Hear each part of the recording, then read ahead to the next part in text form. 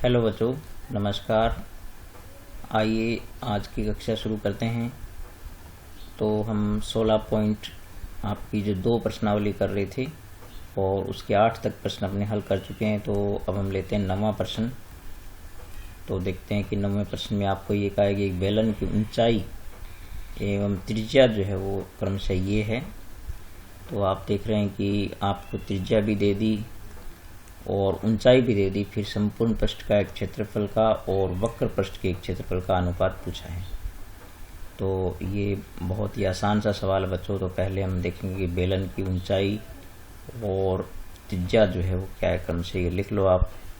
तो ओपनिंग दे रखा है कि बेलन की ऊंचाई। तो आप जो है चीज़ों को संकेत रूप में जरूर लिखा करें। मैंने बहुत बार देखा है बच्चों को कि ऊंचाई लिख लेते हैं, एच नहीं लिखते हैं, जिससे कि उनको जब सूत्र में मान भरते हैं तो कई बार गलत हो जाता है। तो यहाँ पर त्रिज्या ऊंचाई होगी 7.5 सेंटीमीटर और त्रिज्या जो है वो आपको क्या देखिए, बेलन की त्रिज्या जो है वो आर होती है, आप जानते हो। तो त्रिज्या आर बराबर हो गई 3.5 सेंटीमीटर।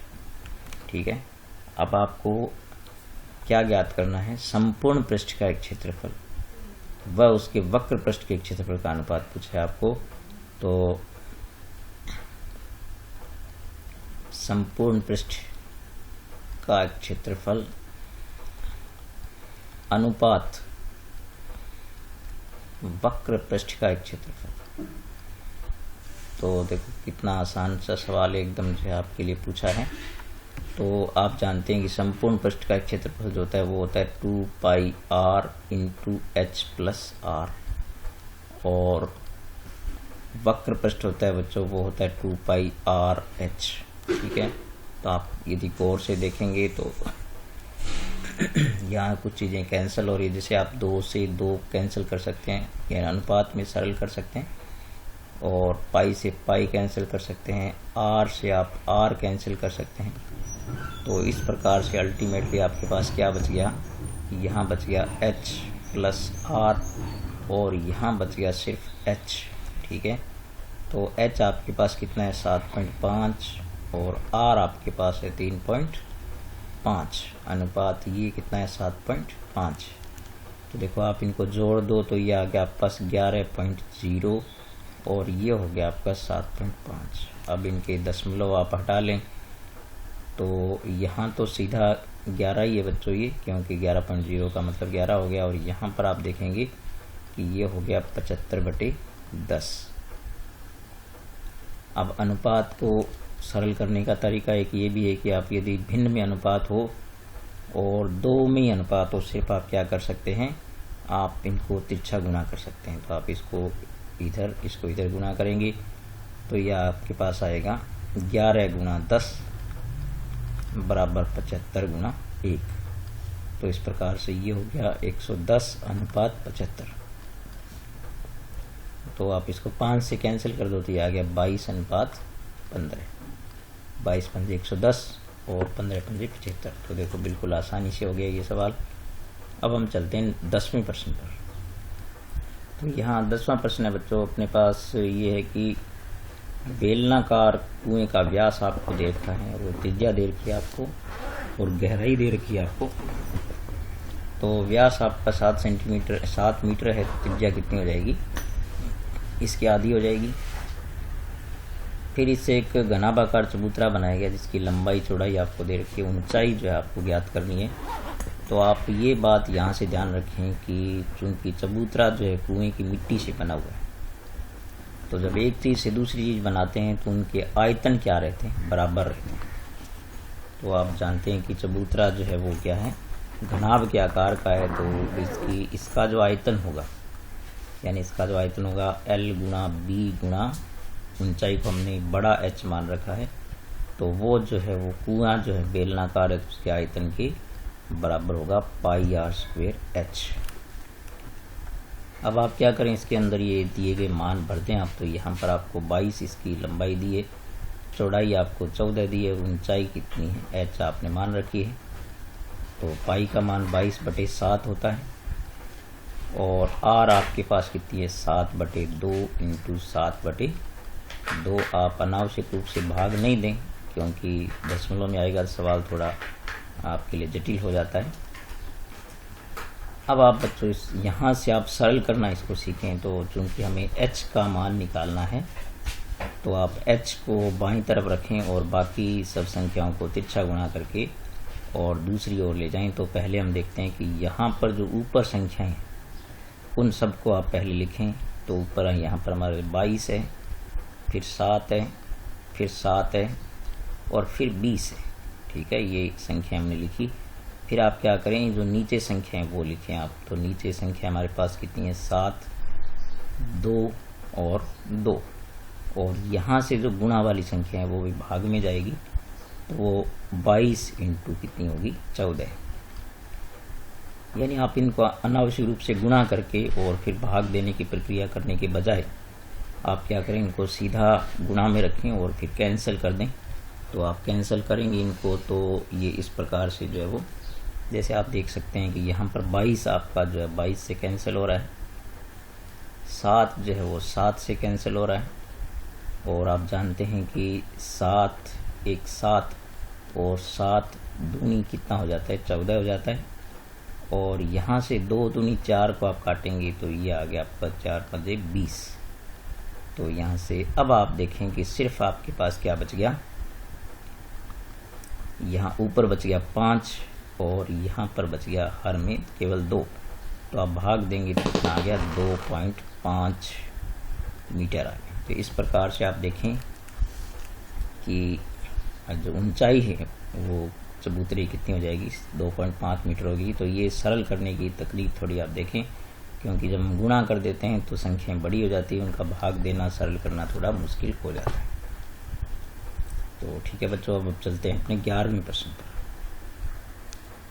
तो यहाँ जो 11वां प्रश्न है इसमें आप देख रहे हैं कि बेलनाकार बर्तन में भरे पानी का आयतन जो है आपको कितना दे रखा है 30,800 घन सेंटीमीटर दे रखा है। तो आपको पता है कि जब सूत्र में क्या है, अपने क्षेत्रफल या आयतन दे रखा हो तो हम सूत्र के सामने रख देते हैं। तो ये स्टेप हो गया πr² h बराबर 30,800। तो ये बच्चों ये आप चीज़ बहुत गौर से देखें, तो सवाल का आधा हिस्सा तो इस प्रकार से हल हो ही जाता है यदि आप सूत्र के सामने लिखना सीख जाते हैं।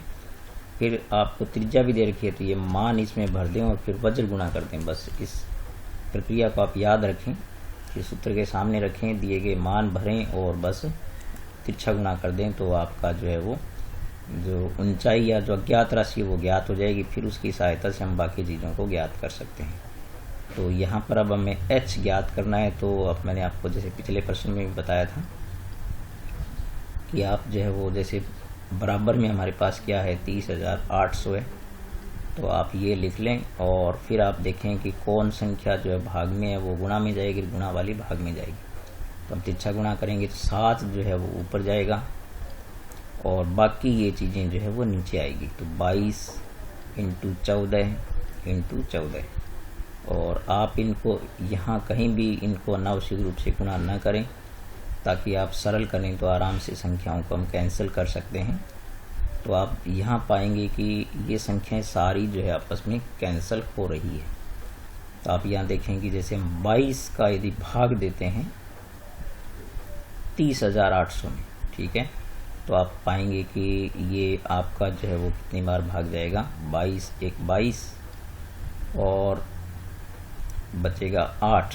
तो 22 चौके 88 और 2 सिफर लग गई। तो आप यहाँ से इसको काटेंगे तो ये संख्या आएगी। और आप ये देखें कि 7 दूनी कितना हो गया 14 हो गया। तो ऊपर तो आपके पास बच गया 1400 और यहाँ नीचे बच गया 14 इंटू 2, ये आ गया ना।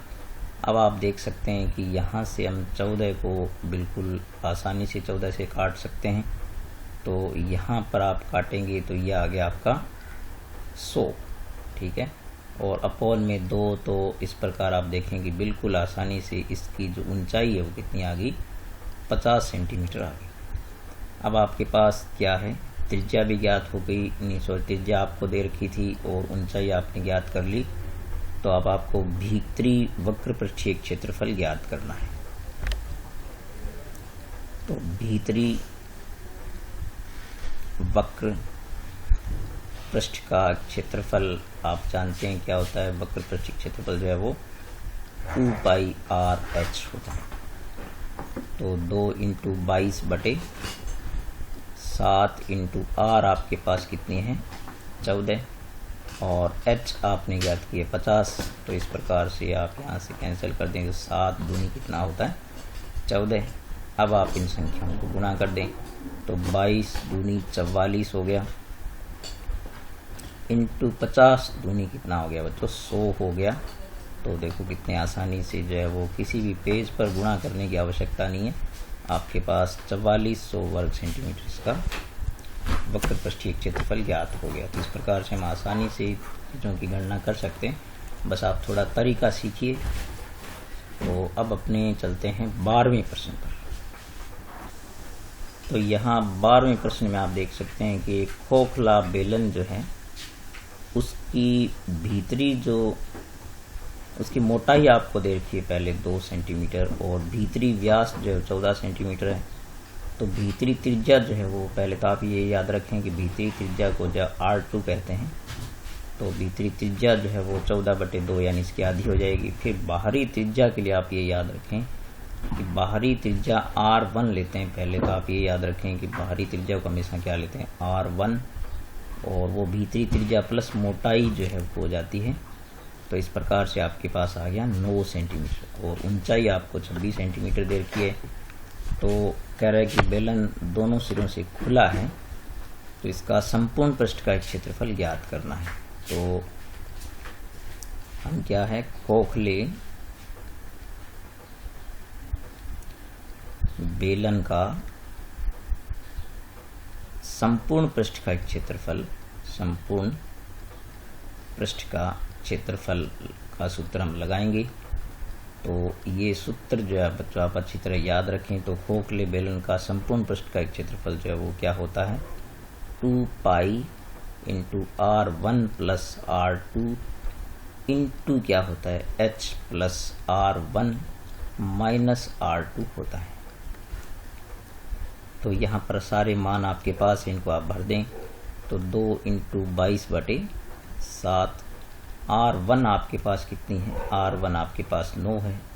तो 9 + 7 हो गया इंटू h आपके पास कितनी है 26 प्लस R1 आपके पास 9 है और R2 कितनी है 7 है। अब आप पहले इनका योग कर लें और फिर इनको सरल करें। तो पहले 22 दूनी कितना हो गया 44 हो गया अपॉन 7 और 9 और 7 कितने होते हैं 16 इंटू आपके पास ये हो गया। देखो ये दोनों जुड़ेंगे तो 26 और 9 कितना हो गया 35 हो गया और इसमें 7 घटाएंगे तो आपके पास बचेगा 28। अब आप यहाँ पर देख सकते हैं कि आराम से जब 7 को इससे आप गुना कर सकते हैं तो नहीं सॉरी काट सकते हैं आप। तो 7 चौके कितने होते हैं 28 हो गई। तो इस प्रकार से आप देखें कि आपके पास बच गया 44 × 16 × 4। अब आप क्या करें इन चीज़ों को किसी भी पेज पर ले जाए बिना भी आप कर सकते हैं। तो आप क्या करें पहले 44 को आप 4 से गुणा करके और फिर जो संख्या है उसको 16 से गुणा कर सकते हैं आराम से। तो आप इसी प्रकार सीखें ताकि दूसरे पेज पर आपको गणना नहीं करनी पड़े। तो आप यहाँ पहले गुणा करेंगे 4 चौके 16 और 4 चौक 16 और 1 कितना हो गया 17 176 आ गया। अब आपको 16 का पहाड़ा याद होता है तो आप इसको जो आराम से गुणा कर सकते हैं। तो 16 × 6 = 96 16 × 7 = 12 और 9 हासिल थी आपके पास कितनी होगी वो 121 होगी। तो हासिल आपके पास 12 और फिर आप देखें कि 16 × 16 और 12 कितने होंगे 28। तो इस प्रकार से इतना आपका जो वक्र पृष्ठीय क्षेत्रफल इसका हो गया। तो इस प्रकार से आपकी ये जो गणना करने का जो तरीका है बच्चों इसको आप गौर से सीखा करें ताकि आपको किसी अन्य पेज पर ले जा करके गुणा भाग नहीं करने पड़े और आपके सवाल जल्दी हो जाएं और आपका जो है गणना पर आपकी पकड़ बने और जिससे आपका जो विश्वास है वो बनेगा। और बार बार जो चीज़ों को दूसरे पेज पर ले जाते हैं कई बार वहाँ जो है वो हम चीज़ें सही नहीं लिख पाते हैं, इससे गुणा भी गलत हो जाते हैं। तो आप गणना तेज करने के लिए और शुद्ध करने के लिए आप इस प्रकार से इन तरीकों को सीखें और प्रश्नों को आराम से हल करें। अब हम चलते हैं 13वें प्रश्न पर। तो ये जो 13वां प्रश्न है, इसमें आप देख रहे हैं कि एक खोखला बेलन है जो दोनों सिरों से खुला हुआ है। ठीक है, तो इसमें आपको क्या कहा है कि इसकी ऊंचाई जो है वो कितनी है आपके पास 20 सेंटीमीटर और आंतरिक व्यास जो है वो कितना है 26 सेंटीमीटर है। और तो आंतरिक त्रिज्या जो है वो R2 होती है। आप यहाँ से अच्छी तरह नोट रखेंगे। आंतरिक त्रिज्या को हम क्या कहते हैं, R2 कहते हैं। पिछले प्रश्न में भी आपने देखा था। तो इस प्रकार से आंतरिक त्रिज्या आपकी होगी 13 सेंटीमीटर। फिर बाह्य व्यास कितना दे रखा है आपको 30 सेंटीमीटर। तो बाह्य त्रिज्या जो है बाहरी त्रिज्या को हम क्या लेते हैं R1 लेते हैं, वो होगी 15 सेंटीमीटर। अब आप लोग खोखले बेलन का आयतन ज्ञात करना है तो इसका आप सीधा सूत्र लगा दें। तो खोखले बेलन का आयतन, खोखले बेलन का आयतन का जो सूत्र है वो आप यहाँ पर लगा दें। तो खोखले बेलन का आयतन का जो सूत्र होता है, सॉरी मैंने सूत्र लिख दिया, का आयतन जो है वो बच्चों क्या होगा, आयतन का सूत्र लगा दें आप यहाँ पर। तो वो आयतन होता है पाई R1 square minus R2 square into H होता है। ठीक है, तो यहाँ से आप देखेंगे पाई का मान आप जानते हैं 22/7 होता है। R1 आपके पास कितना है 15, तो ये 15 का स्क्वायर हो गया, माइनस R2 जो है वो कितनी आपके पास 13, तो 13 का स्क्वायर हो गया, इंटू H आपके पास कितनी है 20।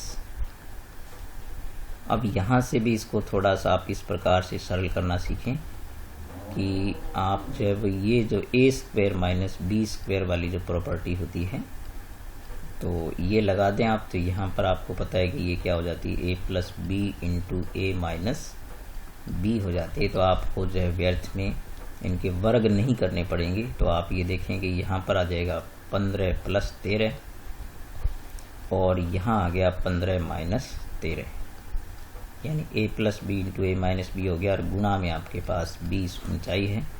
अब आप देखें कितने आसानी से आप इसको सरल कर सकते हैं। तो यहाँ आप देखेंगे 15 और 13 कितने हो गए 28 और ये इनका अंतर 2 हो गया और गुणा में कितना है 20। तो आप 7 से अभी इसको काट सकते हैं। तो 7 चौके कितने होते हैं 28। तब आप देखेंगे कितनी आसानी से जो है वो ये, तो 22 चौके कितना हो गया 88 हो गया और आप 20 दूनी 40 कर दें। अब आप देखें कि जब इनको गुणा करेंगे तो एक आपके पास 0 है, 0 लगा दें, बाकी 4 से इसको गुणा कर दें तो 8 चौके 32 और 8 चौके 32 और हासिल वाले 3 जोड़ दो तो कितना हो गया 35। इस प्रकार से इतना घन सेंटीमीटर जो इसका क्या आ गया आंतरिक पृष्ठीय जो इसका जो आंतरिक जो आयतन है खोखले बेलन का वो आपके पास ज्ञात हो गया। तो इस प्रकार से हमने आज जो है वो इसके सभी प्रश्नों को हल कर दिया है। आपके पास जो 13 प्रश्न थे वो 13 के 13 हल कर दिए हैं। तो आप इनको 1-2 बार गौर से देखें और फिर स्वयं हल करें, बस गणना करना सीखें। मैंने बहुत सारे बच्चों को देखा है कि वो यहाँ पर आकर के और कैलकुलेशन में गलतियाँ करते हैं। तो यहाँ से आप इसको बिल्कुल सरलतम वे में चलें जिस प्रकार से मैंने हल किया है। आप ऐसे करेंगे तो आपको किसी भी गुणा भाग में फंसना नहीं है। और मैं आपको पहले भी बता चुका हूँ कि आपकी किताब में जितने प्रश्न बने उनमें से अधिकांश, यानी आप ये मानिए कि 90% से भी ऊपर प्रश्न ऐसे हैं जिनमें हमें कहीं भी कोई बड़े गुणा भाग नहीं करने पड़ते। वो सारी संख्याएं आपस में क्या हो जाती है कैंसिल हो जाती है। तो आप इस प्रकार से सरलतम तरीके सीखें और ये सवाल आपको अच्छे नंबर देने वाले हैं। तो ठीक है बच्चों, आप वीडियो लगातार देखा करो और अपने दोस्तों को भी बताओ। आप बार बार देखा करो, 2 बार देखेंगे तो पूरा वीडियो देखा करें तो आप आराम से इन प्रश्नों को सीख सकते हैं। फिर खुद हल करके देखें और पहले सूत्र याद किया करें। ठीक है, तो अब हम 16.3 के साथ मिलेंगे कल नेक्स्ट वीडियो में। तब तक नमस्कार।